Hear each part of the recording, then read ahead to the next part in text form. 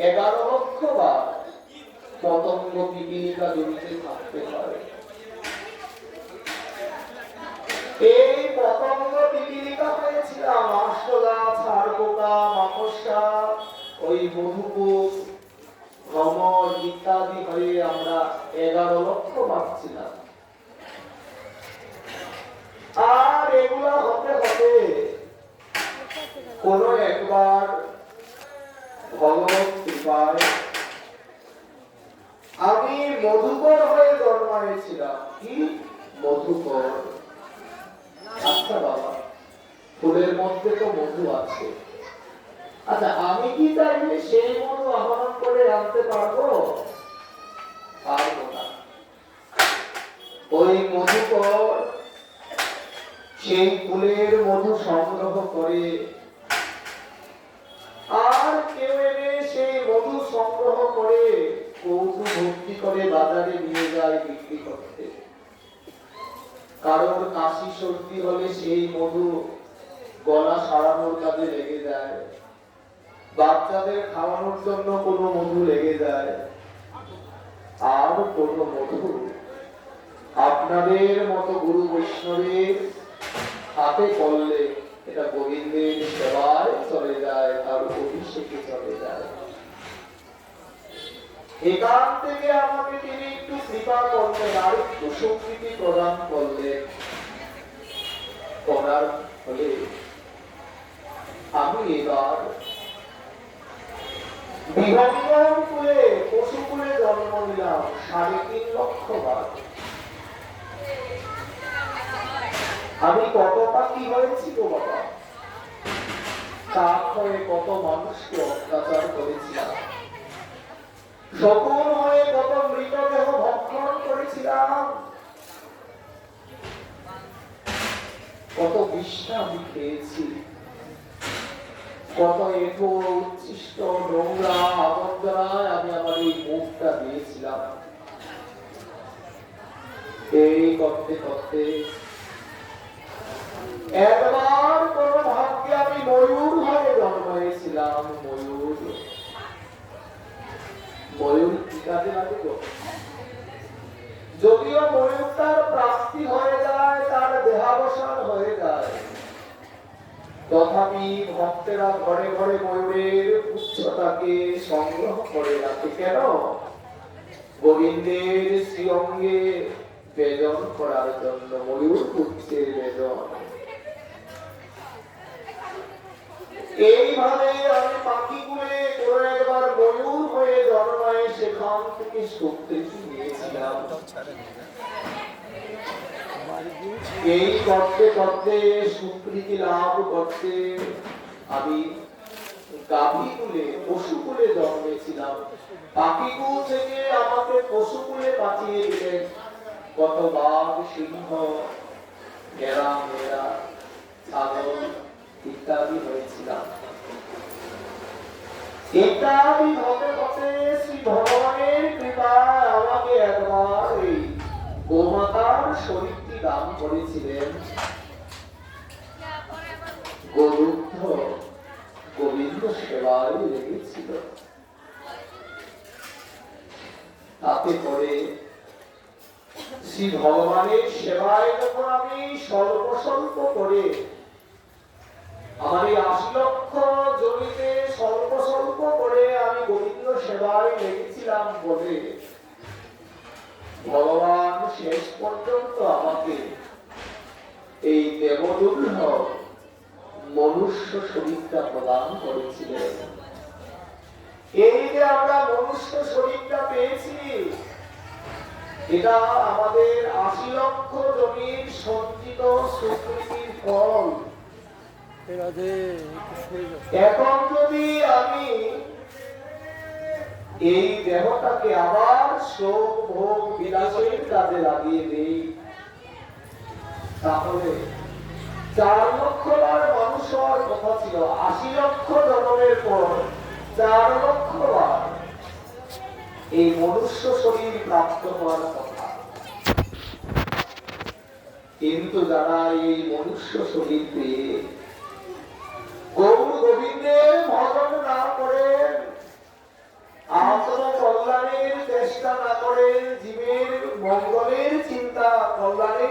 চিকিৎসা না করেন, তাহলে এই দেহটি এবার যদি পতন হয়ে যায়, আর এই দেহ পাওয়ার কোনো আশঙ্কা নাই। সেজন্য মহাজন বললেন, ধর্ম কি এক অধিক বিশেষা, ধর্মেরা বিহীনা পশুভের সমানা। একমাত্র ভারত ধর্মের আচরণের দ্বারাই আমাদের এই দেহটাকে শুদ্ধ করা যায়, এবং ভাগবত ধর্মের আচরণের দ্বারা এই দেহটাকে গৌর গোবিন্দের সেবায় লাগিয়ে দেওয়া যায়। জেঠুজি মহারাজ বলেছিল না, মাবুপেত্য তুকুন্দেয় পুনর্জন্ম নবিদ্যতে। যারা গৌর গোবিন্দের সেবা করে এই জীবনটাকে কাটিয়েছেন, জানবেন তার জীবনটাই ধন্য হয়েছে।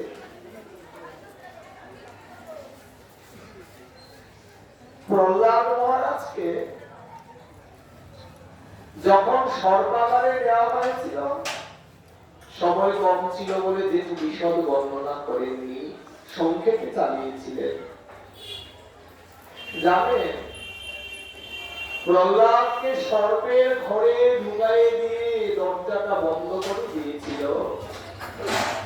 প্রহ্লাদ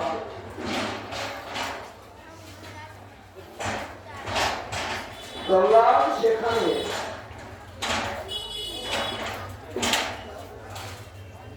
কীর্তন করছিলেন, লক্ষ্মী নারায়ণ নারায়ণ হরি হরি, শ্রীমান নারায়ণ নারায়ণ হরি হরি। প্রহ্লাদ মহারাজের সেই কীর্তন শুনে সর্পগুলা চিন্তা করেছিল, আমরা না জানি কত জন্মে কত অপরাধ করেছিলাম, সেজন্য মুখে বিষ নিয়ে জন্মেছি। বিষ, মুখে বিষ নিয়ে জন্মাতে হয়েছে কত জন্মে অপকর্ম করার ফলে। আর আজকে ভগবানের কি কৃপা, একজন শুদ্ধ বৈষ্ণব পাঠিয়েছেন আমাদের কাছে। আমরা কি তার অঙ্গে দর্শন করব? মদ ভক্তানাং চ যে ভক্তাস্তে মে ভক্ততমামতা।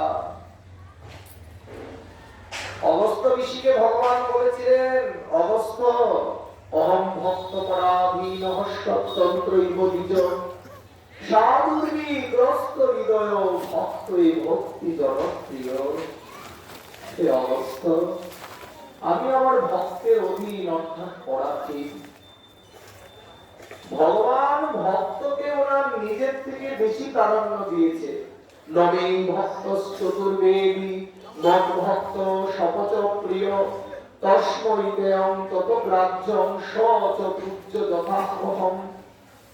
অর্থাৎ কোন নিম্নকুল থেকে এসেও যদি কেউ আমার ভক্ত হয়, হরি ভজন করে, কৃষ্ণ ভজন করে, সে আমার সমান পূজা পাওয়ার যোগ্য হয়ে যায়। সেই ভক্তপুর চূড়ামণি প্রহ্লাদ মহারাজ আর সর্পের গাড়ে এসেছেন। সর্পকুল চিন্তা করছে, তাকে যদি দংশন করি না, তাহলে মনে হয় আমাদের আরো কোটি কল্পকাল এই সর্প হয়ে জন্মাতে হবে, আর কত নোংরা আবর্জনায় পড়ে থেকে কত কিছু ভক্ষণ করতে হবে, অভক্ষ ভক্ষণ করতে হবে। না, প্রহ্লাদ মহারাজ সেখানে বসে করতালি দিয়ে কীর্তন করছে। বাবা, আমাদের তো মুখ আছে, আমরা চাইলেই হরিনাম কৃষ্ণ নাম করতে পারি তো মা? চাইলেই হরিনাম কৃষ্ণ নাম করতে পারি। এই সর্পগুলার মুখ ছিল, কিন্তু এদের হরিনাম করার সামর্থ্য ছিল না। সর্পগুলা চিন্তা করেছিল, যদি আমাদের কথা বলার শক্তি থাকত,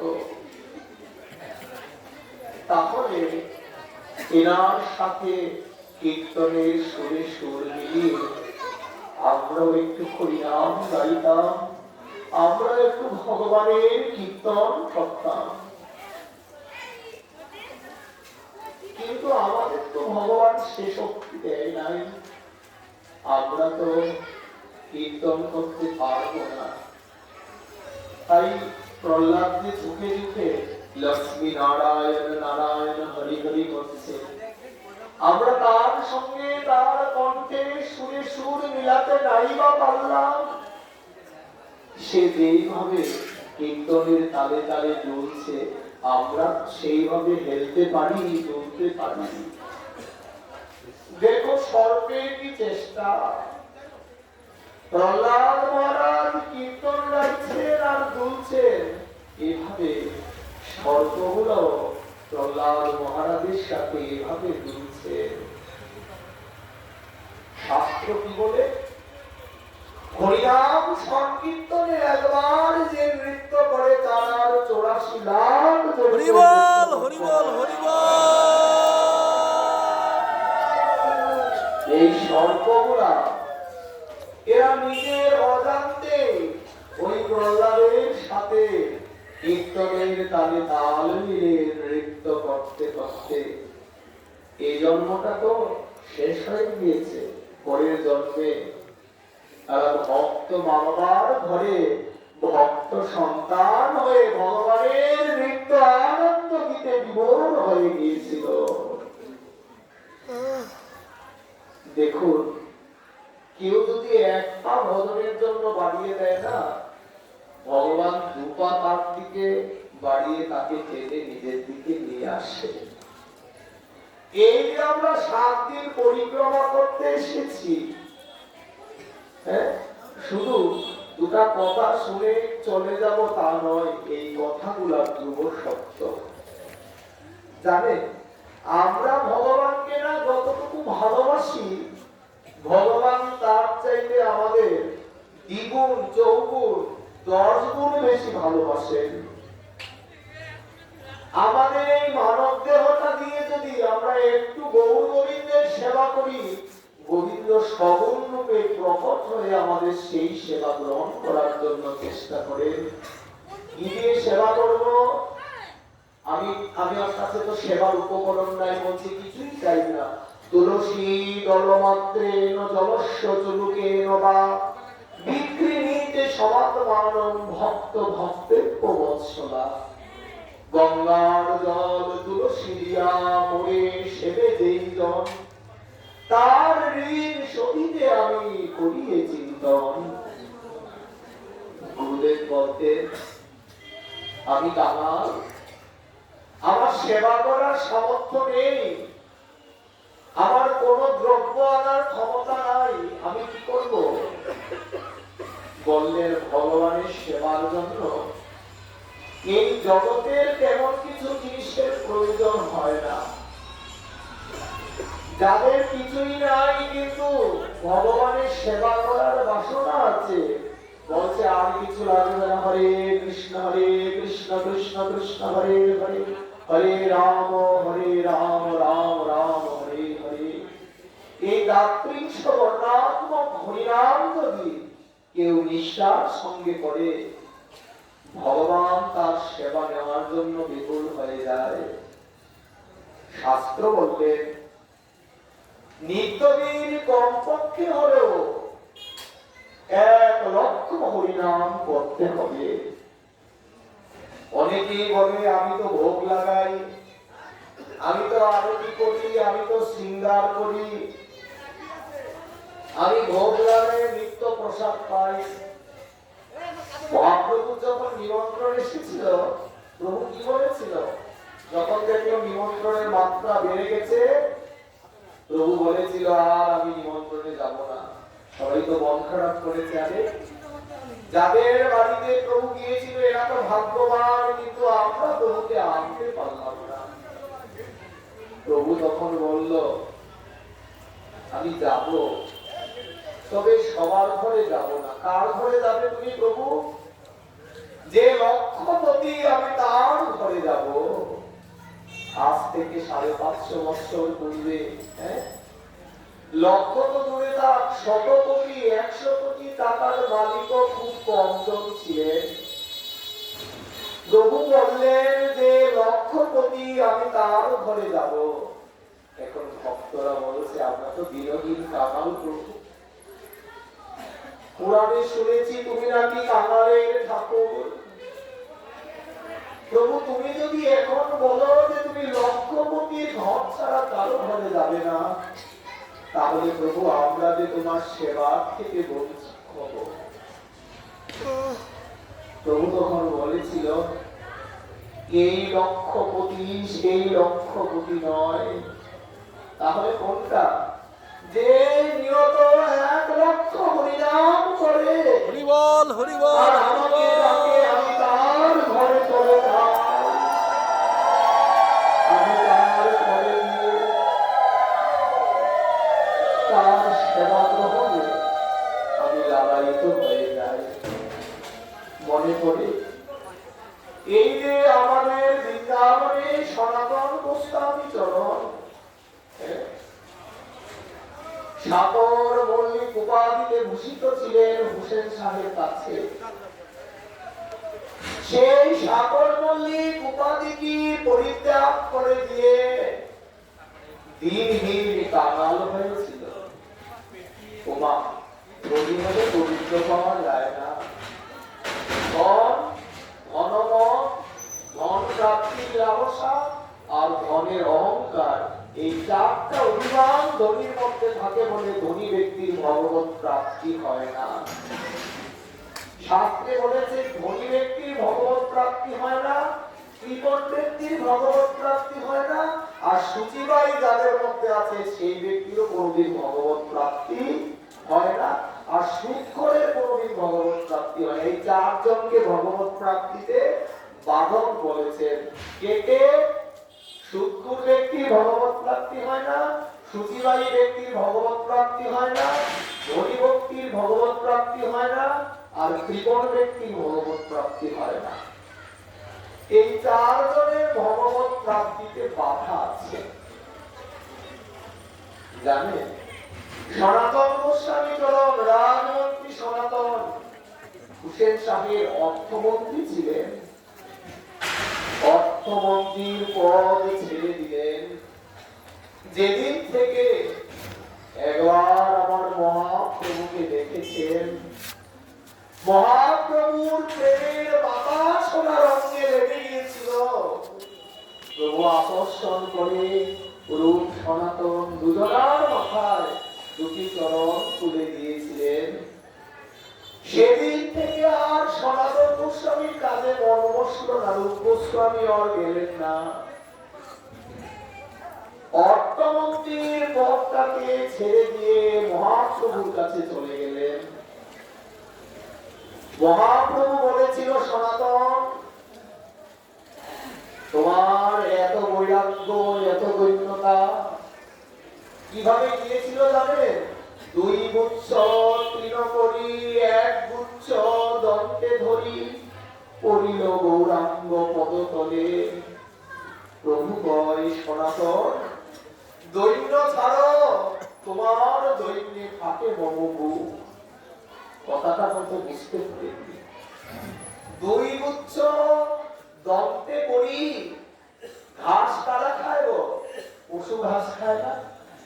এনারা মানুষ হয়ে হুসেন শাহের অর্থমন্ত্রী হয়ে ব্রাহ্মণ বর্ণের হয়ে দাঁতের মধ্যে ঘাস কামড় দিয়ে প্রভুর চরণে পড়েছিল যে প্রভু আমি পশুর থেকেও নগণ্য তুচ্ছ, তুমি আমাকে তোমার চরণের দাস রূপে চিন্তা কল্পনা করে নাও, তোমার চরণের দাস করে আমাকে একটু তোমার চরণে আশ্রয় দাও।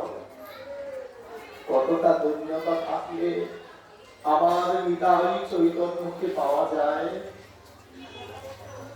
আমরা যতই গৌর বলি, যতই নিতাই বলি, যতই নামি দামি গুরুদেবের কাছে দীক্ষা নিই, যতদিন পর্যন্ত হৃদয়ে দৈন্যতা সরলতা না আসবে ততদিন পর্যন্ত গৌর বললেও গৌরকে পাওয়া যাবে না। গাহ পুন পুন গৌরাঙ্গের গুণ সরল করিয়া মন আমার গৌরাঙ্গের মতন এমন দয়াল না দেখি একজন। যেদিন হাবিতাই হাবুর বলতে আমি শতধারে এক ধারে নয় শতধারে আঁখি জলে ভাসতে পারবো, সেদিন জানবো আমার বিষয়ের থেকে মনটা উঠে হৃদয়টা নির্মল হয়ে গেছে। সনাতন গোস্বামী সব ছেড়ে দিয়ে মহাপ্রভুর কাছে এলেন। মন্দির কিরকম বেশভূষা থাকে আপনারা জানেন, এখন দেখেন। আমাদের রাজমন্ত্রী সনাতন সব রাজবেশ খুলে, ছেঁড়া কাঁথা, নেড়া মাথা, মুখে কৃষ্ণ গুণগাথা। জানেন মহাপ্রভুর কাছে যখন গিয়েছিলেন কাশীতে, এই তো পাতা কাপড় পরেছিল, কিন্তু ওনার ভগ্নিপতি ওনাকে রাস্তায় পেয়েছে, ঠান্ডার মধ্যে বসে বসে পরিণাম করছিল। জানেন বাবা, সেজন্য ভগ্নিপতি গায়ে একটা কম্বল দিয়ে দিয়েছিল। আপনি আমার বাড়িতে চলুন, বলছে আমি সব ঘর বাড়ি ছেড়ে দিয়েছি, আর কারোর বাড়িতে যাব না। চিন্তা করলো বাড়িতে যখন যাবেন না, তাহলে ঠান্ডায় রাস্তায় বসে কষ্ট পাচ্ছে, এই কম্বলটা গায়ে দিন। আজকে আমরা যেটাকে ব্ল্যাঙ্কেট বলি, ভালো দামি কম্বল, তখন এটাকে ভোট কম্বল বলা হতো। সনাতন গোস্বামীর ভগ্নিপতি ভোট কম্বলটা দিল, উনি গায়ে জড়িয়ে মহাপ্রভুর কাছে গেছে। জানেন ওই মহাপ্রভু কৃপা করে, কিন্তু পূর্ণ কৃপা করতে পারছে না। তাকে বুকে জড়ায় ধরে, কিন্তু প্রভুর অঙ্গে যেন মিশিয়ে নেয়, ওই রকম ভাবে আলিঙ্গনটা অনুভব করে না। প্রভুর কাছে আসলে প্রভু অনেক কথাই বলে, কিন্তু বারবার ঘুরে ঘুরে ওই ভোট কম্বলটার দিকে যায়। সনাতন গোস্বামী চিন্তা করেছিলেন, তাহলে কি আমার এই কম্বলটাই আমার কাল হয়েছে? আমরা তো শুধু নিজে ভালো খেতে চাই, পড়তে চাই, ভালো থাকতে চাই, শুধু আত্মসুখের চিন্তা। একটা দামি কাপড় পরতে পারলে সুখী হই, দামি গয়না পরতে পারলে সুখী হই। বলি দামি কাপড় গয়না না পরে সাধু সন্ত দুস্থ জনতা জনার্দনের সেবা করতে হবে। ইনাদের সেবায়, গুরু বৈষ্ণবের সেবায় ভগবান প্রসন্ন হয়ে যায়। সনাতন গোস্বামী সব কিছু ছেড়ে দিয়ে যা ধন সম্পত্তি ছিল, দুঃখী কামাল ব্রাহ্মণ বৈষ্ণবের মধ্যে বিলাই দিয়ে গিয়েছিলেন। দেখুন তথাপি গায়ে একটা ভোট কম্বল ছিল বলে মহাপ্রভু চিন্তা করে না। তিনি চিন্তা করলেন না এই ভোট কম্বল আর গায়ে দেওয়া যাবে না। এখন কোথায় ছেঁড়া কাঁথা পাবে? প্রভু তো ওই রকম সাধারণ পোশাকে বেশি খুশি হয়। আমরা গৌর ভজন করি বাবা, কিন্তু কি করলে আমার গৌর হরি খুশি হবে, গৌর হরি সুখী হবে, আমরা সেই চিন্তাটি করি না। জানেন নদীর পাড়ে যখন স্নান করতে গেল, দেখলো একজন কাঙাল বসে আছে নদীর পাড়ে। কি করে বসে আছে? তার একটা ছেঁড়া কাঁথা ছিল, এটা নদীর জলে ধুয়ে দিয়ে নদীর পাড়ে বিছিয়ে দিয়েছে শুকানোর জন্য। কাঙালের তো ঘর বাড়ি নাই, গাছের তলায়, কারোর বাড়ির গেইটে, ব্রিজের উপরে, গাড়ির তলায় শুয়ে থাকে। কোথায় আর কাঁথাটা ধুবে? নদী তো সবার জন্য আছে, নদীর কূলের মালিক কেউ নয়, সবার জন্য। ওই ছেঁড়া কাঁথাটাকে ধুয়ে দিয়ে নদীর কূলে বিছায়ে দিয়ে বসে আছে, কখন শুকাবে আর কখন নিয়ে যাবে। আচ্ছা এরকম ছেঁড়া কাঁথা আবার শুকাতে দিয়ে কেউ বসে থাকে তো? যার লাভ আছে, কোটি আছে, সে বসে থাকে না। যে কাঙাল, তার কাছে 1 টাকারও মূল্য আছে, তার 2 টাকা হারিয়ে গেলে সে হাও হাও করে কাঁদতে থাকে। আমাদের 2000 হারিয়ে গেলেও এই কি পরিমাণ দুঃখ থাকে, তারপর আবার চলে যায়। সনাতন গোস্বামী এখন নদীর পাড়ে গেলেন। নদীর কূলে গিয়ে দেখে একজন ভিখারি তার ছেঁড়া কাঁথাটা নিয়ে বসে আছে, তার মধ্যে 8-10-15টা ছিদ্র ছিদ্র আছে। তার কাছে গিয়ে করজোড়ে বলল, আপনি এই কাঁথাটা আমাকে দিয়ে দিন, আর আমার এই ভোট কম্বলটা আমি আপনাকে দিয়ে দিব। কাঙাল ব্যক্তি একটু ব্যঙ্গাত্মক হাসি হেসেছে। কি বুদ্ধি দেখো, আমি গরিব, তো গরিব বলে মস্করা করে ওনার গায়ের এই দামি কম্বলটা আমাকে দিয়ে দিবে, আর বলছে আমার থেকে কাঁথা নেবে। তাই দিদি, দরিদ্র করলে লোকে বুঝি এমন করেই কথা বলে? কিন্তু বাবা, তুমি তো সাধু, তোমার গলায় মালা আছে, কপালে তিলক আছে, তুমিও আমার মতো কাঙালকে দেখে এমন ব্যঙ্গ করলে। তুমি বললে যে এই কাঁথাটা তোমাকে দিয়ে ভোট কম্বলটা নিয়ে নিতে, তুমি আমার সাথে এমনটা করতে পারলে আমি কাঙাল বলে? জানেন, সনাতন গোস্বামী চিন্তা করলো, উনি তো বুঝতে পারছেন আমাকে তো ভুল করছে। এই জগতে কারোর মনে কষ্ট দিতে নেই, শুধু যে বৈষ্ণব হলে বৈষ্ণবকে দুঃখ দেওয়া যায় না তা নয়। জীবে সম্মান দিবে জানি কৃষ্ণ অধিষ্ঠান, প্রত্যেকটা জীবকে সম্মান দিতে হবে। আমি প্রসাদ বুঝি, আমি নিরামিষ বুঝি, তাই কেউ প্রসাদ বুঝি না, আমিষ খায়, আমি তাকে ঘৃণা করবো, নিন্দা করবো, বলছে এটা ধর্ম নয়। আমি যদি কাউকে ঘৃণা করি, নিন্দা করি, সঙ্গে সঙ্গে ভগবান আমার প্রতি রুষ্ট হয়ে যাবে। হরি বল, হরি বল, হরি বল। জীবের সম্মান দিবে জানি কৃষ্ণ অধিষ্ঠান, আমি শত বললেও আর কৃপা হবে না। যে যে জঘন্য কর্মটা করছে, তুমি কর্মটাকে নিন্দা করো, যে করছে তাকে নিন্দা করো না, তাকে বুঝায়ে শোনায়ে দেখো পথে আনা যায় কিনা, ভক্ত বানানো যায় কিনা। জানেন, সনাতন গোস্বামী দেখলো কাঙালের চরণে তো আমার অপরাধ হয়ে যাচ্ছে, তখন তিনি তাড়াতাড়ি করে গিয়ে ওনার চরণটা ধরে বলল, আপনি ভুল বুঝছেন, আমি সত্যি আপনার এই কাঁথাটা নিয়ে আপনাকে কম্বলটা দিতে চাই। এখন কাঙাল বলছে, আচ্ছা আপনার কথাটা আমি না হয় বিশ্বাস করলাম, কিন্তু কেন কারণটা আমাকে বলে? এই 2 টাকার কাঁথা দিয়ে আপনি আমাকে এত দামি কম্বল দিতে চাইছেন, এটার কারণটা কি একটু বলেন। তখন বলল, আমি মহাপ্রভুর সুখের জন্য সব ছেড়ে দিয়ে চলে এসেছি। এই ভোট কম্বল কি গায়ে আছে বলে আমার প্রভু আমাকে কৃপা করছে না, তাই আমার প্রভুর সুখের জন্য আমি ভোট কম্বল ছেড়ে দিয়ে ছেঁড়া কাঁথাটা গায়ে দিতে চাই। আমার প্রভু কাঙালকে বড় ভালোবাসে, ধনীকে ভালোবাসে না। আমি প্রভুর মনের মতো হতে চাই, আমাদেরও প্রভুর মনের মতো হতে হবে, না হলে প্রভু কৃপা করবে না। তখন তিনি সেই কম্বলটা গায়ে দিয়ে, ছেঁড়া কাঁথাটা গায়ে দিয়ে মহাপ্রভুর কাছে আসলেন। তখন মহাপ্রভু বলল, সনাতন, সনাতন, আজ কৃষ্ণ তোমার বিষয় রোগ খণ্ডাইল, বিষয় ছাড়িয়া তোমায় ভজনে আনিল। সনাতন, আমার কৃষ্ণ আজ তোমায় কৃপা করেছে, পরে তোমাকে ভজনের জগতে নিয়ে এসেছে। বলি এতদিন ধরে প্রভুর কাছে ছিল, এই কথাটা মন খুলে বলে নাই। সনাতন বলল, প্রভু আমার কৃপা হেতু আমি কোন কৃষ্ণ নাকি জানি, আমার কৃপার হেতু আমি তোমার কৃপা মানি। সেদিন থেকে মহাপ্রভু সনাতনকে নিবেদন করেছিল। এই কথাটা বলার কি কারণ জানেন?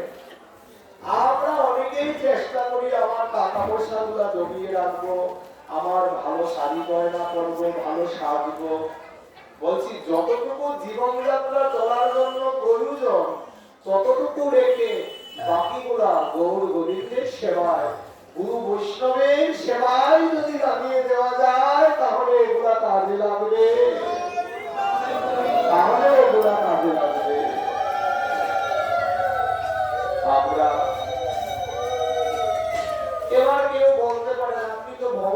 ভালোবাসার কথা বলছিলেন, এবার আবার টাকা পয়সা এসে গেলেন। বলি ভগবানকে কি করে ভালোবাসবেন, তাকে কি চোখে দেখতে পাচ্ছেন? এই যে আপনারা নবদ্বীপ পরিক্রমা এসেছেন, আমার নিতাই চাঁদকে, আমার গৌরীকে দেখেছেন? কেউ হাত তোলেন যে আমি দেখেছি? কোথায় আছেন এনারা?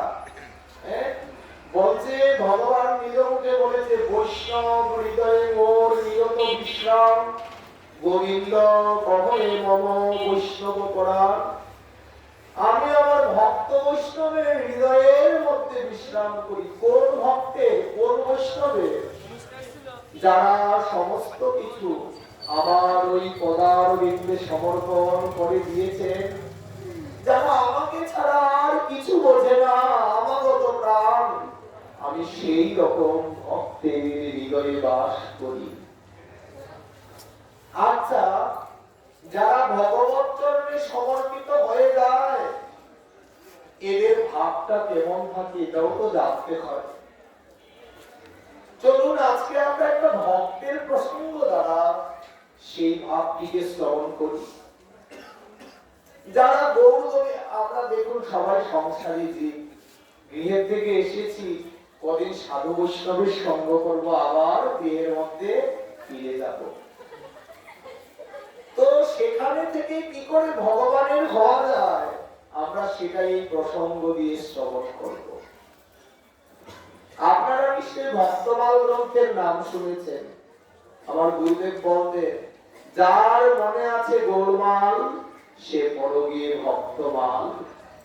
যার মনে এখনো গোলমাল আছে, শঙ্কা আছে, এটা করছি ঠিক আছে কিনা, ওটা সঠিক তো, আরে উনি তো এরকম ভাবে করেছে, উনি আবার সেরকম ভাবে কেন করে, এই শঙ্কাগুলা যার মনে আছে, বলি যার মনে এখনো গোলমাল রয়ে গেছে, মনটা সরল হয়নি, বলছি সে গিয়ে ওই ভক্তমাল গ্রন্থটা আস্বাদন করো।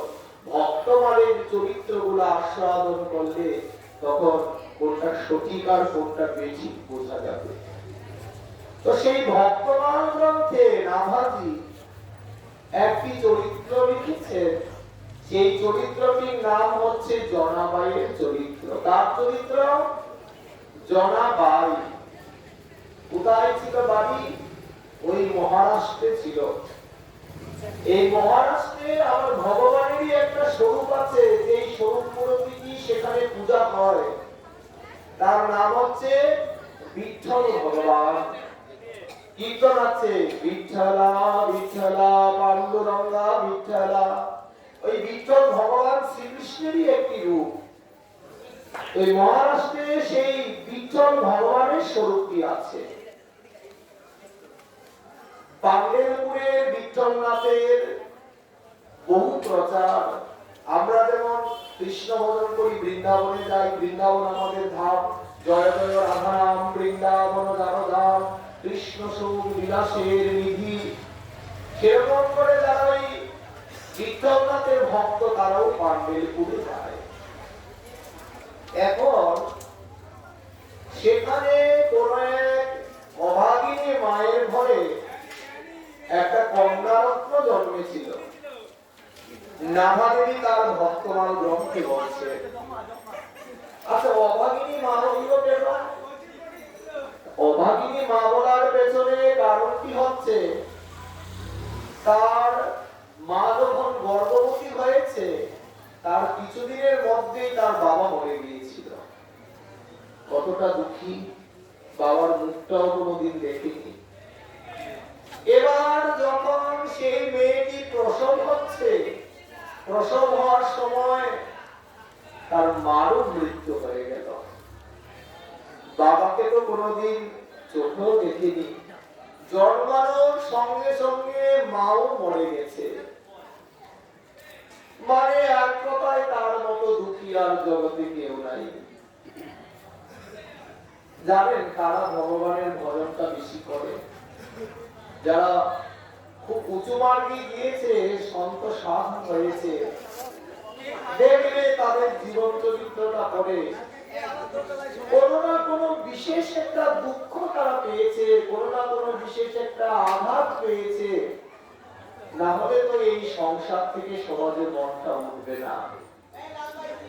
বড় রকমের একটা দুঃখ বা আঘাত যারা পেয়েছে তারা অতি অল্প সময়ে ভগবানের খুব নিকটে চলে যায়, ভগবানের নিয়োজন হয়ে যায়। কারণ কি হচ্ছে, এই জগৎটাকেই তো আমরা সুখময় মনে করি।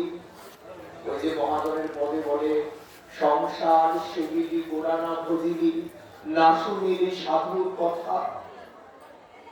আমরা সংসারে ঝাঁপিয়ে পড়ি কেন, ভাবি ওখানেই বুঝি সব সুখ আছে। কিন্তু সুখ নাই মায়ারে পারে, সুখ আছে ভগবানের পদার বিন্দে। মায়ার ওপারে সুখ আছে, এপারে সুখ নাই। এই সুখের অনুসন্ধানে যখন আমরা যাই, গিয়ে সেখান থেকে বড় রকমের একটা ধাক্কা খাই। এই জগতে সবচাইতে নিজজন প্রিয়জন আমি যাকে মনে করি, দেখবেন এই জগতে সবচাইতে বড় দুঃখটা সেই আপনাকে দিয়ে থাকে। এটা একটা চরম সত্যি কথা। আপনি যাকে সবচাইতে বেশি নিজের ভাববেন, আপন ভাববেন, আস্থা করবেন, বিশ্বাস রাখবেন, সেজনই আপনাকে সবচাইতে বেশি দুঃখটা দেবে। আর এই দুঃখটা পাওয়া দরকার, কেননা এই দুঃখটা না পেলে আমরা ভগবানকে নিবেদন করতে পারবো না। এর আগ মুহূর্ত পর্যন্ত এই জগতের সবাই আমার নিবেদন আপনজন বলে মনে হবে। যেদিন আমি দুঃখটা পাবো, সেদিন মনে হবে এই জগতে কেউ আমার নেই, আমার আছে একমাত্র গোবিন্দ। সেই বিশ্বাসটা অনেক দিন লাগে আসার জন্য। জানেন, ওই যে মেয়েটি প্রসবিত হয়েছে, তার নাম রেখেছে সবাই জনাবাই। এখন মাও মরে গেছে, বাবাও মরে গেছে, তার মতো দুঃখী জগতে আর কেউ হয় না। এর বাড়িতে দুদিন রেখেছে, তার বাড়িতে দুদিন রেখেছে, পাড়াপড়শি সবাই মিলে ছোট্ট বাচ্চাটাকে একটু বড় করে তুলেছে। আজকে এর বাড়িতে কাজ করতে যায়, তার বাড়িতে একটু কাটা মাছ দিয়ে যায়, হ্যাঁ, সবাই বিনিময়ে একটু খাবার দিয়ে দেয়। আদর ভালোবাসা কেমন জিনিস, এই জগতের স্নেহ প্রীতি কেমন জিনিস, সে কোনোদিন বুঝে নাই। কিন্তু একটা জিনিসের প্রতি তার খুব মন ছিল, ওই বিঠল ভগবানের নাম শুনলে না সে পাগল হয়ে যেত, মাতোয়ারা হয়ে যেত সেই বিঠল নাথের নাম শুনলে। সে যেখানে জন্মেছে সেখানে বিঠলনাথের কাছে, ওখান থেকে বিঠলনাথের কাছে যেতে প্রায় 26-27 ঘন্টা সময় লাগে, যদি পায়ে হেঁটে যাওয়া যায়। আগেকার দিনে তো গাড়ি ঘোড়ার ব্যবস্থা ছিল না। সে সবাইকে বলে, ওগো আমাকে একটু বিঠলনাথের কাছে নিয়ে যাও না, আমি একটু তাকে দর্শন করতে চাই। দেখুন, নিজজন নাই, পরের জনের কাছে বড় হয়েছে। যাকে বলে সে বলে এখন নয়, পড়ে যাবি। হ্যাঁ, কেউ বলে তুই ছোট, আর একটু বড় হলে তোকে নিয়ে যাব। আর একটু বড় যখন হয়েছে বলি এখন তো নব যৌবন, এর পায়ে হেঁটে যেতে হয়, গ্রামের রাস্তা জঙ্গল আছে, যদি তোর আপদ বিপদ হয় কে জবাব দেবে। যা তোর বিয়ে হয়ে গেলে তোর বরকে বলবো তোকে যেন নিয়ে যায়। সে বিঠলনাথের চিত্রপট দেখে আর কাঁধে মনে মনে ভাবে, আমি কবে একবার তাকে সামনের থেকে দেখতে পারবো। আমাদের মধ্যে এমন অনেকে আছে না, যারা বৃন্দাবন নামটা শুনলেই দেখবে তার চোখে জল চলে আসে। আমাদের বৃন্দাবন মহিমামৃতে লেখা আছে, বৃন্দাবন নামে ঢেউ উঠে সর্বগ্রামে, বৃন্দাবন নাম শুনিলেও প্রাণে আনন্দ জাগে। মনে হয় কবে যাব মধুর বৃন্দাবন, সেই ধুলি মাখিব প্রেমাবেশে করিব নর্তন কীর্তন। আমি কবে বৃন্দাবনে যাব, কবে একটু ব্রজের ধুলি অঙ্গে মাখবো, কবে ব্রজ কবিতার ধরে একটু মাধুপুরি মেঘে খাবো। কিন্তু সবার কি আর ব্রজে যাওয়া হয়? যারা বৃন্দাবনে যেতে পারেনি, যদি কেউ বৃন্দাবন থেকে আসে তখন তার কাছে দৌড়ায় গিয়ে বসে থাকে। কেন?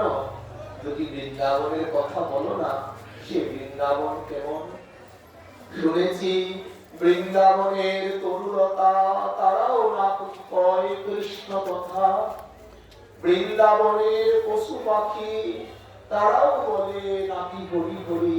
ওগো বলো না, আমিও যখন ছোট ছিলাম না, যদি বৃন্দাবন থেকে কেউ আসতো, কোন সাধু বৈষ্ণব বা কেউ বৃন্দাবন দর্শনে যেত, কবে উনি আসবে সে আশায় গিয়ে বসে থাকতাম তার থেকে দুটা ব্রজ বৃন্দাবনের কথা শোনার জন্য। প্রভুদানন্দ সরস্বতী বললেন, বৃন্দাবন শব্দটি জানি কে রচনা করেছে, যার নাম শুনলেই প্রাণটি বেগুন হয়ে যায়। এইভাবে আপনারা 7 দিন পরিক্রমায় আছেন তো, যেদিন শেষ হয়ে যাবে মনটা কত কষ্ট লাগবে। আমি হলক করে বলছি মা, এমন ভাবে 7 দিন যদি আমার রাধা কুণ্ডে গিয়ে থাকেন না, হরি বল, আমার হরি বল, সময় হরি মনে বল। হয় আমার প্রাণটা কেন চলে গেল না, আমার প্রাণটা কেন মনে চলে গেল না।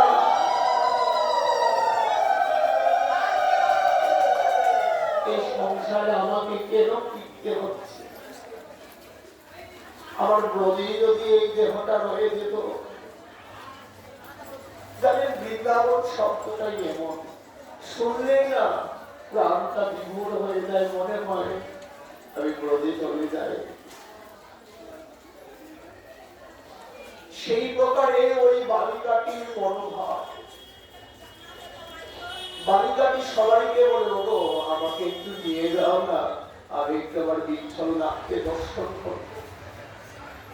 এখন তার তো কেউ নাই, তাকে কে নিয়ে যাবে? এই করতে করতে পাড়ার সবাই মিলে বললো, মেয়েটা তো বড় হয়েছে, বিয়ে দিতে হবে, দিনকাল ভালো না। এখন মেয়েটার জীবনে যে মা এত দুঃখ, কে তাকে কথা শোনায়, কেউ রাত্রিতে ঝাঁটার বাড়িতে পড়ে পড়ে থাকলে যা হয়, তার জীবনে এত দুঃখ, সে কোনদিন এই দুঃখ ভগবানকে জানায়নি, কোনদিন এতটুকু বলেনি, ভগবান আমি কি পাপ করেছিলাম যে তুমি আমাকে এত দুঃখের মধ্যে রেখেছো, কোনদিন বলেনি। শুধু তার কাছে বলবো, ঠাকুর আমি তো তোমায় অনেক ভালোবাসি, তুমি আমাকে একটু তোমার কাছে নিয়ে যাও, শুধু এতটুকু বলতো, নিজের দুঃখের কথা কোনদিন জানায়নি। আমরা তো একটু ব্যথা পেলে ভগবানকে বলি, কিছু প্রাপ্তির আশা থাকলে ভগবানকে বলি, ভিখারির মতো গিয়ে তার দুয়ারে দাঁড়াই। সবাই ভগবানের দুয়ারে যায়, কিন্তু তাকে পাওয়ার জন্য, তাকে ভজার জন্য কজন যায়? কজন তাকে পাওয়ার জন্য যায়, তাকে ভজার জন্য কজন যায়? আমরা যাই ভিখারির মতো, এই দাও সেই দাও, শুধু দেও দেও পাও পাও, এগুলা নিয়ে গিয়ে তার দুয়ারে দাঁড়ায়। এই মেয়েটার জীবনে এত দুঃখ ছিল, কোনদিন কাউকে বলেনি, এমনকি ভগবানের কাছেও বলেনি। এত দুঃখের পাথর বুকে চাপা নিয়েছিল। সে শুনেছিল মেয়েদের 2টা ঘর থাকে, একটা হচ্ছে বাপের ঘর আর একটা হচ্ছে শ্বশুর ঘর। চিন্তা করলো, মা বাপ কেমন জিনিস তো দেখতে পাইনি, তাই শ্বশুর ঘরে গিয়ে মা পাবো বাবা পাবো, সেখানে হয়তো সুখে থাকবো। আমরা যখন রাস্তা দিয়ে হেঁটে যাই মা, দ্বিতল চৌতল বাড়ি দেখলে তার দিকে তাকাই, তাকিয়ে ভাবিয়া ওই বাড়ির লোকজন জানি কত সুখে আছে। আমার ঘরটায় বৃষ্টি আসলে জল পড়ে, আমি পয়সার জন্য কত কিছু মন চায় করতে পারি না। সে বোধহয় ওই যে 3 তলার উপরের থেকে বেলকুনিতে বসে আমাকে দেখছে, তাকে দেখলে মনে করি সে জানি কত সুখে আছে। কিন্তু খোঁজ নিয়ে দেখো, তার দুঃখটা তোমার চাইতে 100 গুণ বেশি। তোমার তো একটা জিনিসের অভাব, তার এমন জিনিসের অভাব, না পারে বলতে, না পারে সইতে। ভগবানকে ছাড়া, ভগবানকে বাদ দিয়ে আমার গোবিন্দকে, আমার রাধারানীকে আমার বউকে বাদ দিয়ে যদি কেউ সুখী হতে চায় না, জানবে এই জগতে সে কোনোদিনও সুখী হতে পারবে না। সচ্চিদানন্দ ভগবান, সচ্চিদানন্দ ঘনমূর্তি, ওনার চরণে সুখ আছে, আনন্দ আছে। ওনার চরণ ছাড়া আর কোথাও সুখ নাই, আনন্দ নাই। মেয়েটা ভেবেছিল যা শ্বশুর ঘরে গেলে হয়তো আমার একটু সুখ হবে। এখন পাড়ার লোকজন খুঁজে খুঁজে না দেখবে একটা ধনী ছেলে পেয়েছে, অনেক বড় বাড়ি, ছেলে দেখতে শুনতে ভালো। আর কিছু বিচার বিবেচনা করলেন না, কারণ ছেলের মা বলেছে আমার কিছুই চাই না, শুধু একটা মেয়ে চাই। কালো হোক, উচিত হোক, কিছু না দেখ, আমার কিছু চাই না, একটা মেয়ে চাই। আচ্ছা বাবা, এখন প্রশ্ন আসে না যে এত বড় ধনী মানুষ একটা মেয়ে চায় আর কোনো কিছু চায় না, দোষের ব্যাপার তো, কে আর খোঁজ লাগায়? প্রকৃত বস্তু কি জানো, ওই ছেলেটা এত নেশা করতো আর এত দুশ্চরিত্র ছিল, কেউ তাকে নিজের মেয়ে বিয়ে দিতে রাজি হয় না। এত বড় বাড়ি আর সম্পত্তি থাকলে কি হবে যদি ছেলেই ঠিক না থাকে? পাড়ার মানুষজন বুঝতে না পেরে তাকে বিবাহ দিয়েছে। এখন জনাবাই সেখানে গিয়ে বিঠ্ঠলের নাম করে দেখলো কত বড় বাড়ি, বাবা বাড়িতে গিয়েছে, দাসদাসী ৮-১০ জন আছে তার সেবা করে, তার মাথায় চক্র ধরে। কিন্তু এই সুখটা কদিন ছিল জানো? মাত্র ৪ দিন। চতুর্থ মঙ্গল হয় না, এদিন আত্মীয় স্বজন আসে, ওই দিন পর্যন্ত তার সুখ ছিল। যখন সবাই চলে গেছে, অমনি শাশুড়ি এসে তার চুলটি ধরে টেনে বলছে, এইটা কাজ করতে যা, তোকে কি রাজরানী করে আনার জন্য, রাজরানী হিসেবে বসার জন্য নিয়ে এসেছি? হ্যাঁ, কাজ করতে যা। ও তো আকাশ থেকে বললো যে আমাকে এত আদর করেছে, ৪ দিন আমাকে মাথায় করে রেখেছে, আমার সেবার জন্য ৫টা দাসদাসী দিয়েছে, আজকে সে এমন ব্যবহার করলো। বুঝতে বলে আমাদের একটু অসুবিধা হচ্ছে। শাস্ত্র কি বলেছে? শাস্ত্র বলেছে, আমাদের মাধবেন্দ্র পুরীপাদ চৌরাগ্রবর্ণ শ্লোকে লিখেছিলেন, ভগবান যাকে ভালোবাসে তার দশাটা কেমন হয়। করতি ভিক্ষু পতিদেহ হীনং কেনামহ ভীষণ চৌর ইদ্রিক চৌরাগ্রবর্ণ পুরুষং নমামি। আচ্ছা, আমরা তো ভগবানকে ভালোবাসি, ভগবান আমাকে যে ভালোবাসে এটা আমি কি করে বুঝবো? বললেন, ভগবান যখন কাউকে ভালোবাসে সবার আগে তার থেকে তার সুখ গুলাকে কেড়ে নিয়ে যায়। আমরা যাকে সুখ বলে জানি, ভগবান আগে তার ওই সুখ গুলাকে কেড়ে নেয়। নিজের জন গুলা পর হয়ে যায়। যেই বাড়িটাকে, ঘরটাকে আমি আপন ভেবেছিলাম, এই ঘরটা পর্যন্ত আমার থেকে কেড়ে নেয়। তারপর আমাকে ভিক্ষা করে খাওয়ায়। ভগবান যখন কাউকে ভালোবাসে, জানবে তার থেকে আস্তে আস্তে সব কিছু দূরে চলে যায়। রাজরানী মীরার কথা চিন্তা করুক না একবার। রাজবাড়িতে বিবাহ হয়েছিল, যখন বেরিয়ে এলেন প্রাসাদ থেকে একটা ছেঁড়া কাপড় পরে, খেতেন কোথায়? লোকের দুয়ারে দুয়ারে ভিক্ষা করে। আচ্ছা, মীরা যে সবকিছু ছেড়ে দিয়ে রাস্তায় নেমেছিল, মীরার কি কোনো দুঃখ ছিল বাবা? রাজরানী মীরা ভিখারিণী গিরিধারী তোমার লাগিয়া, গিরিধারী লালের জন্য সব সুখ সে ত্যাগ করে দিয়েছিল। কৃষ্ণ কৃত্যে ভোক্তা, কৃষ্ণ কৃত্যে বাস। গোবিন্দের সুখের জন্য যে সমস্ত কিছু ছেড়ে দেন না জগতে, সেই সবচাইতে বেশি সুখী হয়। সেও সবকিছু ত্যাগ করে দিয়েছিল, মেনে নিয়েছিল। আমার জীবনে দুঃখের সম্বল। শ্বশুর ঘরে শ্বশুর মশাইয়ের একটা লাঠি ছিল, নিয়ে বসে থাকতো, তাকে দেখলে কারণে অকারণে সেই লাঠিটা দিয়ে মারত।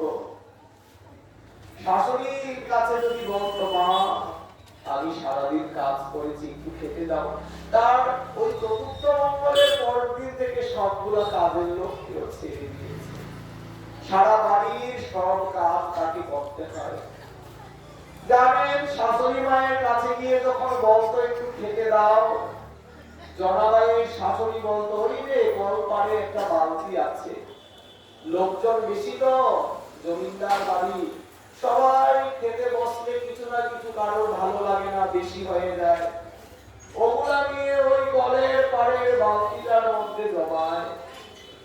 জনাবাই যখন খেতে যায় বলে ওই যে দেখ কলের পাড়ের বালতিতে কত খাবার রাখা আছে, বালতি ভর্তি করা আছে, ওখান থেকে গিয়ে খেয়ে নে। জনাবাই ভাবতো খাবার তো দিচ্ছে, কি খাবো। জানের ওটি খেতে বসতেও শাশুড়ি কোনো এসে বলতো এতগুলা খেয়েছিস, ওরে বাবারে তুই তো একটা রাক্ষসী, তোর মতো বউ কারোর ঘরে থাকলে ঘর কোনোদিনও উপরে উঠবে না, নিচে নামবে। এত দুঃখ তারপর কোনোদিন জনাবাই একদিনও বিঠ্ঠলনাথের কাছে বলেনি এ বিঠ্ঠল আমি কত দুঃখ পাচ্ছি। দেখুন ভক্ত চরিত্রটা কেমন হয় আমরা ভক্তবার গ্রন্থ না পড়লে বুঝতে পারবো না। এইরকম করতে করতে জনাবাইয়ের উপর অসংখ্য অত্যাচার। ঘাটে জল আনতে যখন যেত শাশুড়ি ভালো একটা কাপড় গায়ে বিছিয়ে দিত, কেন জানো? কারণ লোকে তো বলবে ধনী বাড়ির বউ জল নিতে আসছে, এরকম অবস্থা কেন? তাই গায়ে ভালো কাপড় জড়াই দিত, বাড়িতে আসলে আবার কাপড়টাকে নিয়ে হতো কাজ করতে যায়। তাও কোনোদিন বিঠ্ঠলনাথকে বলিনি এরা আমি তো কি পাপ করেছিলাম তোমার কাছে, যখন থেকে জন্মেছি শুধু দুঃখের পর দুঃখ দিচ্ছ, আমি কি করেছিলাম তোমার কাছে? কোনদিন কই দিয়ে চাইনি, কোনদিন দুঃখ করে একবার বলেও নি। দেখবে তার শেষে কি ভালো হয় আপনারা সবাই শুনতে পারবেন। এই করতে করতে জনাবাই যখন একদিন জল ভরতে গিয়েছে ঘাটে, তখন পাড়ার ভক্তরাও স্নান করতে গিয়েছিল। তারা বলছে আহ কত আনন্দের দিন। যারা ওই পান্ডের উপরে গিয়েছে বিঠ্ঠলনাথের দর্শনে তারা জানেন বৎসরে একবার পরিক্রমা হয়। আমরা যেমন 7 দিন পুরো নবদ্বীপ পরিক্রমা করব, 9 দ্বীপ আমরা দর্শন করব, স্থান মাহাত্ম্য জানবো, ওরকম ভাবে বিঠ্ঠলনাথের 7 দিনের পরিক্রমা হয়, তারপর বিঠ্ঠলনাথের দর্শন হয়, উৎসব হয়, সবাই চলে যায়। আমাদের ব্রজের ভক্তরা যেমন বৃন্দাবনে যেতে বিপুল হয়, তারাও সেভাবে যায়। সবাই ঘাটে যখন বলাবলি করছে জনাবাই মনে মনে চিন্তা করলো সবার সাথে আমিও একটু যাবো, আবার বিঠ্ঠলনাথকে গিয়ে দর্শন করে আসবো। বাড়িতে এসে শাশুড়ি মাকে বলছে মা গো আমাকে একটু যেতে দাও না, আমিও সবার সাথে গিয়ে একটু বিঠ্ঠলকে দর্শন করতে চাই। শাশুড়ি মা বলে এত বড় সাহস, হ্যাঁ তোর এখন কি বয়স হয়েছে যে তুই ধর্মকর্ম করতে যাবি? এই বয়সটা কি ধর্মকর্ম করা? আরে তুই চলে গেলে বাড়ির কাজগুলা কে করবে, সংসারটা কে দেখবে? রাত তোর এত বার বেড়েছে, আমার ছেলে বাড়িতে আসো। ছেলে মতমাতাল হয়ে বাড়িতে ফিরেছে, মা বলল তোর বউ নাকি ওই ঠাকুর দর্শনে যাবে, বিঠ্ঠলনাথের কাছে যাবে, তার পা দুইটাকে ভেঙে দে। মায়ের কথা শুনে ছেলে গিয়ে ওই জনাবাইয়ের পা গুলাতে আঘাত করতে করতে করতে করতে শাশুড়ি ওই শিলনোড়ায় বাটে না মায়েরা, ওই শিলটা নিয়ে গিয়ে পা গুলাকে খেতে দিয়েছে, দিয়ে ওই কলের সাথে তাকে বেঁধে রেখেছে। তুই কি করে যাস আমি রেখে দিব। জনাবাইয়ের সেই হাঁটুর থেকে পায়ের থেকে রক্তের ধারা বইছে, অসহ্য যন্ত্রণায় কাতর হয়ে গেছে।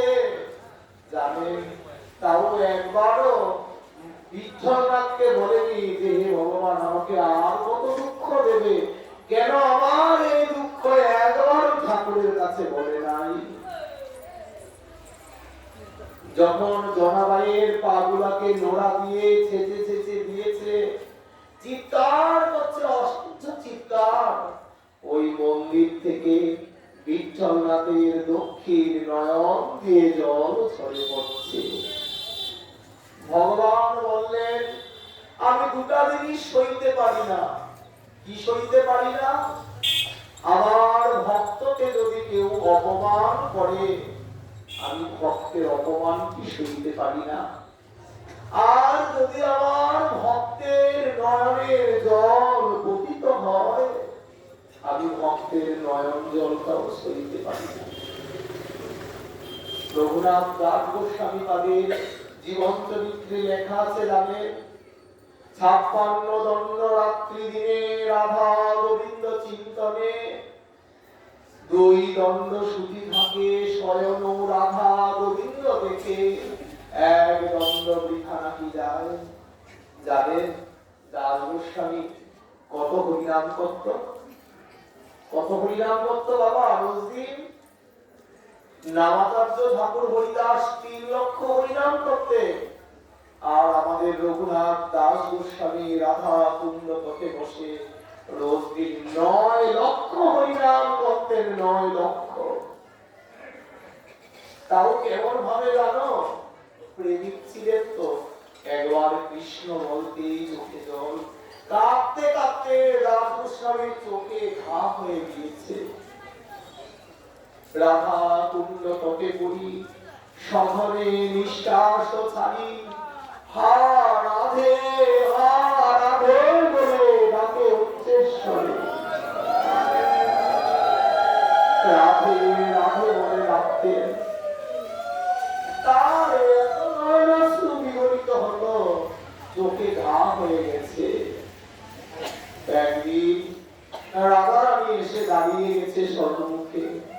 রঘুনাথ, তুমি এত কাঁদো, আমার আর ভালো লাগে না। রঘুনাথ, রঘুনাথ, তুমি কেন এত কাঁদো? কিসের অভাব তোমার?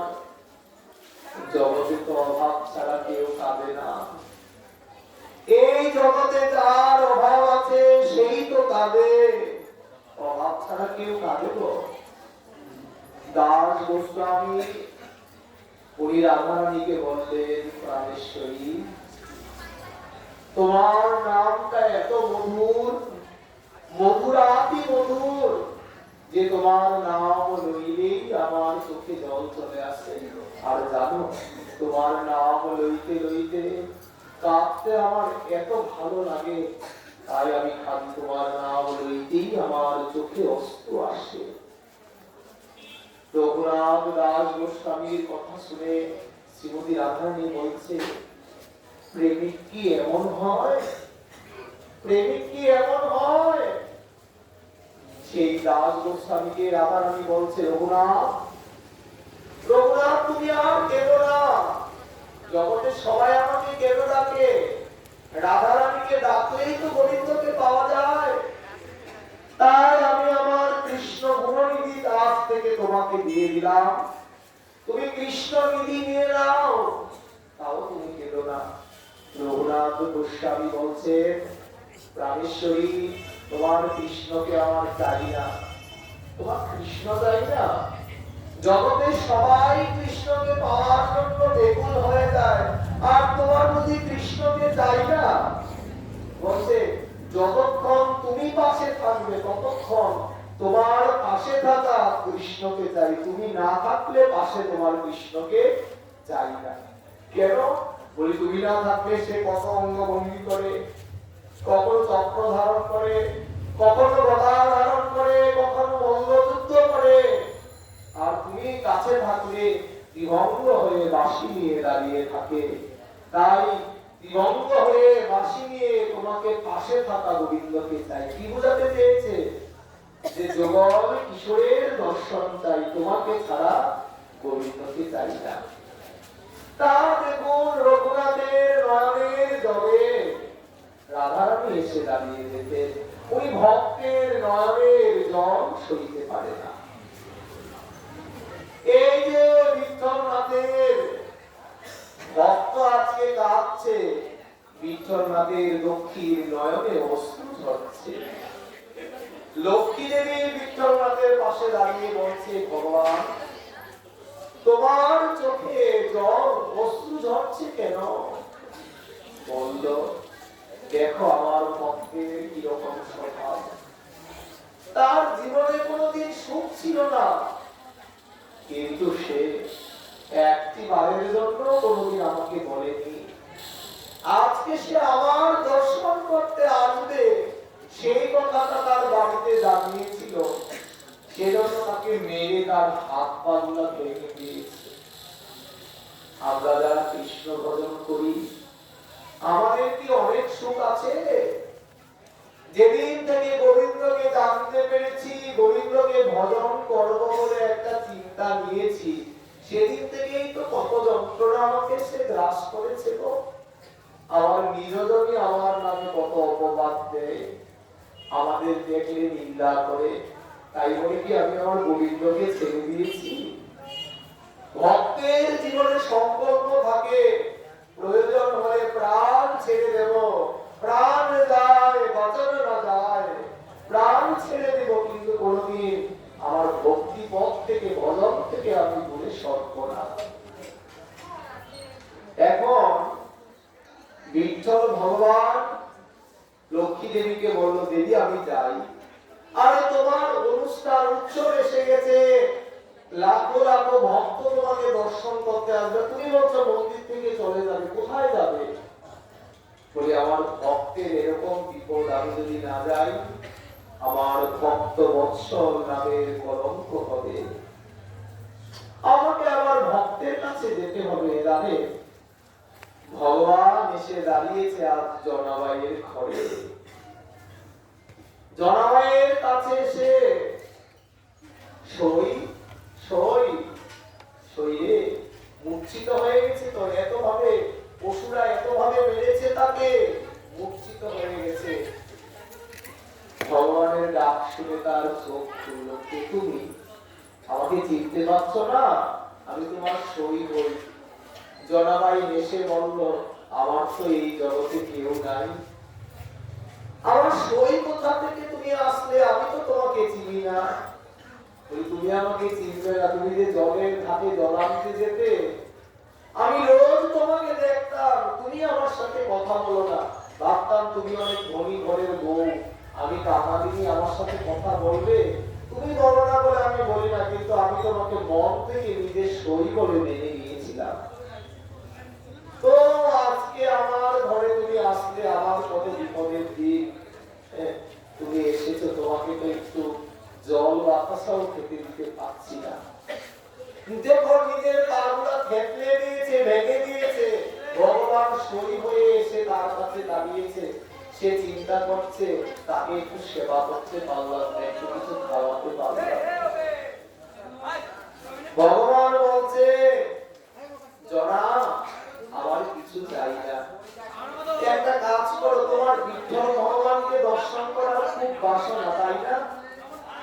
তুমি বিঠ্ঠল ভগবানকে দর্শন করতে চলে যাও, আমি তোমার ঘর সামলাবো। সে বলছে, আমি জানো তুমি আমার ঘর সামলাবে, আমার ঘরের লোক মানবে না। তুমি ছাড়ো তো, তোমার ঘরের লোকের চিন্তা আমি করবো, তুমি চলে যাও। জনাবাই বলছে, আমার হাতে বন্ধন, পায়ে বন্ধন, শরীরে বন্ধন আছে, মানে ওই দড়ি দিয়ে বেঁধে রেখেছে তো বলের সঙ্গে, আমি কি করে যাব বিঠ্ঠলনাথের দর্শনে? জনাবাইয়ের মাথার উপরে ভগবান হাত রাখলেন, যেই মাত্র হাত রাখলেন জনাবাই পুরো সুস্থ হয়ে গেলেন। বলছে, আমাকে তো বেঁধে রেখেছে, তো আমি এখন কি করে যাব? ভগবান নিজের হাতে ভক্তের অঙ্গের বন্ধন গুলাকে খুলে দিচ্ছেন। যদি কারোর মন নিতাই চৈতন্যের প্রেমে বিভোর হয়ে যায় না, তখন আর কোন বন্ধন তাকে বেঁধে রাখতে পারে না। জগতের সব বন্ধন ছিন্ন হয়ে যায়, কোন বন্ধন থাকে না। জানো ভগবান তার ভক্তকে দেখো কত ভালোবাসে। জনাবাইয়ের অঙ্গের বন্ধন গুলা এক এক করে খুলে দিচ্ছে, দিয়ে জনাবাইকে মুক্ত করে দিয়েছে। মুক্ত মুক্ত করে জনাবাইকে বলছে, দাও তোমার জায়গায় এখন আমি বসলাম, তুমি আমাকে বেঁধে দিয়ে দাও। জনা বলছে, তোমাকে, তুমি আমার সই, তোমাকে আমি বাঁধবো বলে তোমার ঘরের মানুষগুলা ভালো নয়, তাই তুমি আমাকে বেঁধে দিয়ে দাও। দেখো তোমার চেহারা আর আমার চেহারা একই রকম, ভগবানের মায়াকে বুঝতে পারে। ভগবান জনাবাইয়ের রূপ ধরেই জনাবাইয়ের ঘরে এসেছে, বলছে দেখো সই, তোমাকে কেন আমি সই বলি, তোমার চেহারা আর আমার চেহারা অনেক মিল আছে, তাই তুমি আমাকে এখানে বেঁধে দিয়ে দাও। আমার ঘরের লোকজন ভাববে যে আমি বেঁধে, তোমার ঘরের লোকজন ভাববে তুমি বাধা অবস্থায় আছো।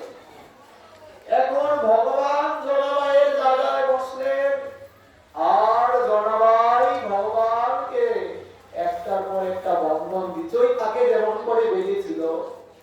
ওদিকে লক্ষ্মী দেবীর চোখে জল, লক্ষ্মী দেবী বলছে, ভগবান তোমার বলিহারি যাই, আমি জানতাম তুমি তোমার ভক্তকে ভালোবাসো, কিন্তু তুমি যে তোমার ভক্তকে এমন ভাবে ভালোবাসো এই তো আমি জানতাম না। তুমি তোমার ভক্তের বন্ধন তোমার অঙ্গে নিয়ে তোমার ভক্তকে তুমি মুক্ত করে দিলে। জনাবাই ভগবানকে বেঁধেছে, জনাবাইকে ভগবান বলছে, যাও তুমি চলে যাও, যেদিকে প্রাণ তাই তোমার, তুমি সেদিকে চলে যাও।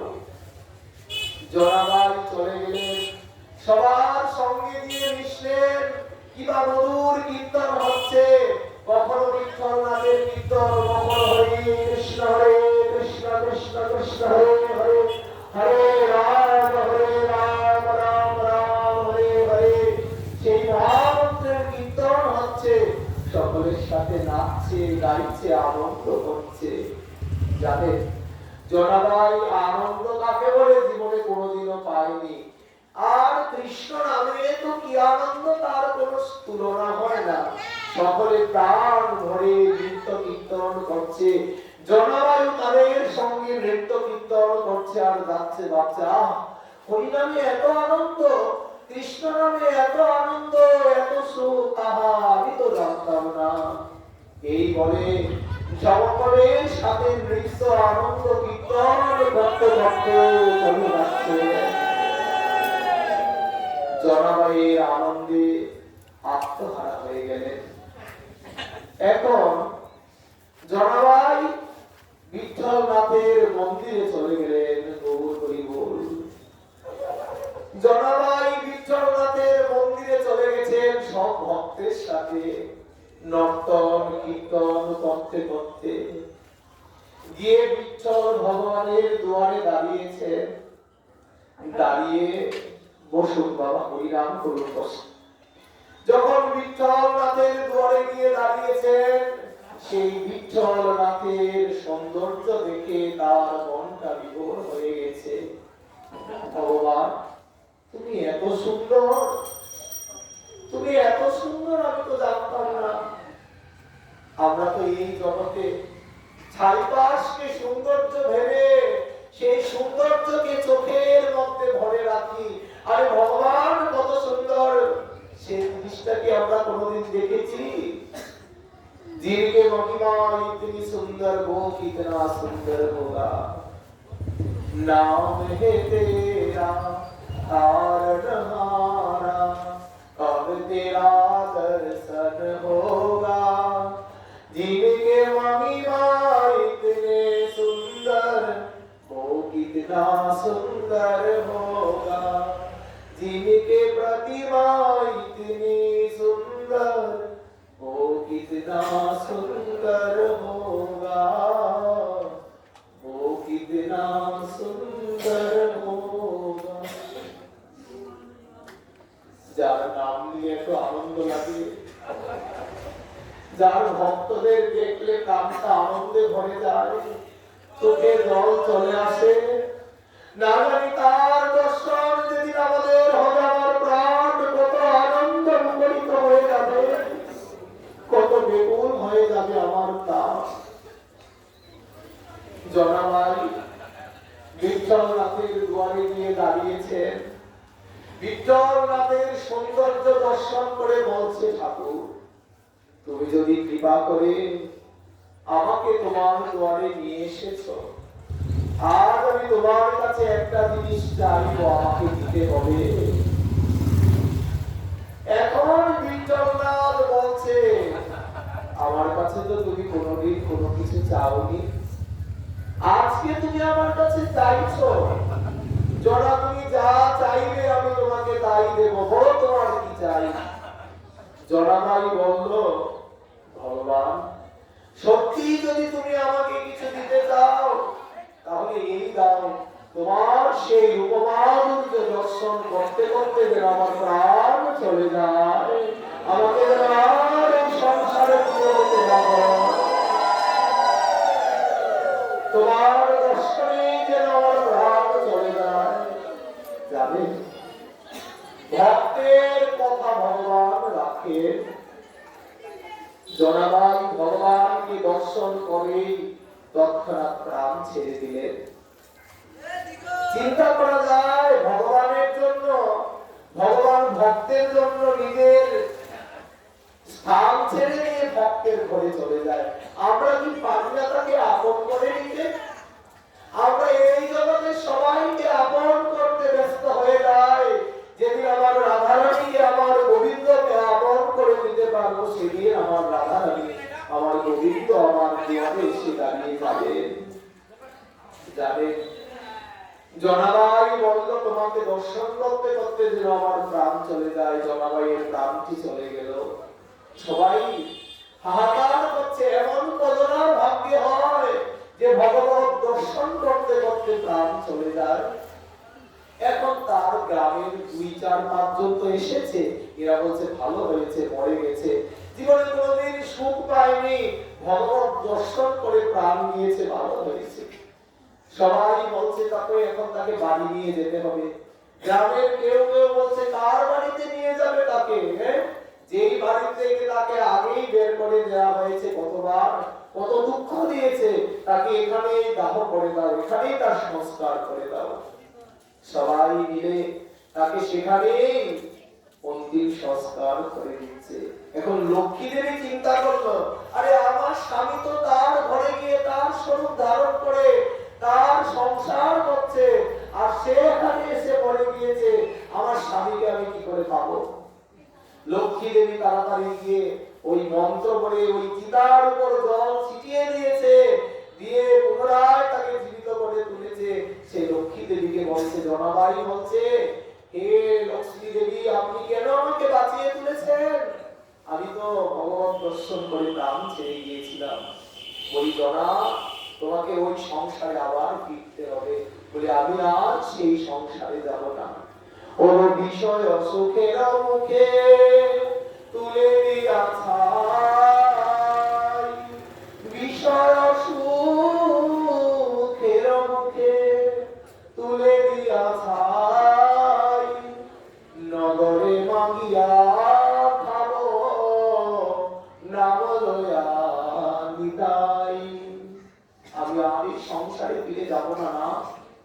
দেবী, আমি সংসারে ফিরে যাব না। বলে তুমি যাও, এখন তোমার সংসার আর আগের মতো নেই। আচ্ছা, ভগবান যার ঘরে গিয়েছে তার ঘরে কি আর কেউ দুষ্ট থাকতে পারে গো? ভগবান ওই জনাবাইয়ের স্বামীর চরণ সেবা করে দেয়, জনাবাইয়ের স্বামীর জন্য রান্না করে দেয়, পরিবারের সকালের কাজ করে দেয়, ভগবানের হস্তের অমৃত গ্রহণ করে সকলের হৃদয়ের কলুষতা দূরে চলে গেছে। আরে গৌর গোবিন্দের প্রসাদ পেতে হবে নিত্যদিন। সেই প্রসাদ গ্রহণে উদ্ধব সংবাদে লেখা আছে যে বাসলঙ্কার চর্চিতা দাসাস্তব মায়াং জয়ে মহি, ভগবানের প্রসাদী বস্ত্র মালিকা প্রসাদ নিত্যদিন গ্রহণ করলে মায়াকে কাটিয়ে দেওয়া যায়, মায়াকে কাটিয়ে জীবনটা ভগবানমুখী হয়ে যায়। ভগবানের হাতের রঞ্জিত দ্রব্য গ্রহণ করে সবার পুরুষতা দূরে চলে গিয়েছে। জনাবাইকে লক্ষ্মী দেবী বলে বয়ে ঘরে পাঠিয়ে দিয়েছে। আর ভগবান সেই জনাবাইয়ের সংসার থেকে চলে গেলেন। এই লীলা কি করে জনাবাইয়ের চরিত্র দ্বারা ভগবান বুঝিয়ে দিয়েছেন। প্রত্যেকটা জীবের কর্তব্য হচ্ছে শুধুমাত্র ভগবানকে ভালোবাসা। বলি এই জগতে সবাইকে ভালোবাসবো না, এই সংসারে কেউ তোমার ভালোবাসা চায় না, শুধু তোমাকে চায়, তোমাকে দিয়ে এটা করা হবে, তোমাকে দিয়ে সেটা করা হবে, তুমি এটা করবে, তুমি সেটা করবে, সেই জন্য সবাই তোমাকে ভালোবাসে। তুমি সবার প্রতি কর্তব্য কর্মটা করা বন্ধ করে দাও, দেখবে তোমাকে আর কেউ ভালোবাসে না। কিন্তু জগতে এমন একজন আছে যে বিনা কারণে তোমাকে ভালোবাসবে, সে কে জানো? সে হচ্ছে আমার গোবিন্দ। তাই তাকে আমাদের ভালোবাসতে হবে। আমার সব একদিকে চলে যা, আমি গোবিন্দ চরণে পড়ে থাকবো। সেই চরণে পড়ে থাকলেই আমার এই জীবনটা সার্থক হয়ে যাবে, ধন্য হয়ে যাবে। আমরা সবাই এই নবদ্বীপ পরিক্রমায় এসেছি, 7 দিনের জন্য আমরা একটা পরিবার হয়েছি। চলেই তো গেল, আজকে 5 দিন চলে যাচ্ছে, কালকে ষষ্ঠ দিবস, তারপর দিন পরিক্রমা বিশ্রাম হয়ে যাবে। আমরা অনেকেই আছি ভক্ত নই, কিন্তু ভক্তের সঙ্গ নিয়ে পরিক্রমায় চলে এসেছি। আছে তো এমন অনেকজন। সকলের কাছে বিনতি, আপনারও গিয়ে সদ্গুরুর আশ্রিত হয়ে গৌর গোবিন্দের সেবা করবেন, গৌর গোবিন্দের প্রসাদ গ্রহণ করবেন, যাতে করে এই জীবনটা ধন্য হয়ে যায়। আপনার দেখে, আপনার ভক্তি দেখে, ভজন দেখে আরো 5টা লোকে ভক্তি পথে আসবে, ভজনের পথে আসবে। সেটাই আপনার জীবনে বড় প্রাপ্তি। আপনাকে দেখে যদি কেউ সাধু হয়ে যায়, তার ভগবান প্রাপ্তি হয়ে যায়, তাহলে আমাদেরও ভগবানের কৃপা লাভ হয়ে যাবে। আমরাও ভগবানের কৃপা পেয়ে এই জীবনটাকে ধন্য করে দিতে পারবো।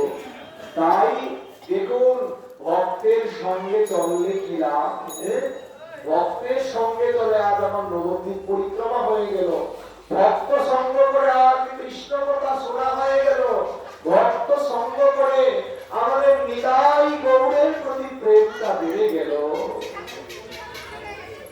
আচ্ছা বাবা, আপনারাই বলুন, আমরা নিতাই গৌরকে ভালোবাসতাম, ও মায়েরা, আমরা সবাই নিতাই চৈতন্যের ভজন করতাম, কিন্তু এই পরিক্রমায় 7 দিন থেকে নিতাই গৌরের প্রতি ভালোবাসাটা বেড়েছে কি বেড়েছে? বেড়েছে, বেড়েছে। আপনারা তো দেখি হরি বল। তাহলে 7 দিন এই পরিক্রমা করে আমাদের নববিধা ভক্তি, 9টা দিন পরিক্রমা করলে শ্রবণম কীর্তনম বিষ্ণু স্মরণ পাদ সেবনম অর্চনম বন্দনম দাস্য সত্য আত্মনিবেদনম, এই 9 দিন পরিক্রমা করে নববিধা ভক্তি আমাদের হৃদয়ে জেগে উঠেছে। আর এখান থেকে গিয়েও যদি আমরা নিরন্তর ভজন করতে থাকি, অবশ্যই এই জন্মে নিতাই চৈতন্যের দেখা হবে। আমরা নিতাই চৈতন্যকে পেয়ে যাব। আগাম নয়, কালকে সকালে আবার আমাদের চলতে হবে। তাই নিতাই গৌরাঙ্গের কৃপা প্রার্থী হয়ে সমস্ত গৌর ভক্তবৃন্দের চরণে প্রণাম জানিয়ে আজকের মতো কথাগুলো এখানে বিশ্রাম দিলাম। রাধারানীর কৃপা করে আবার আস্বাদন হবে।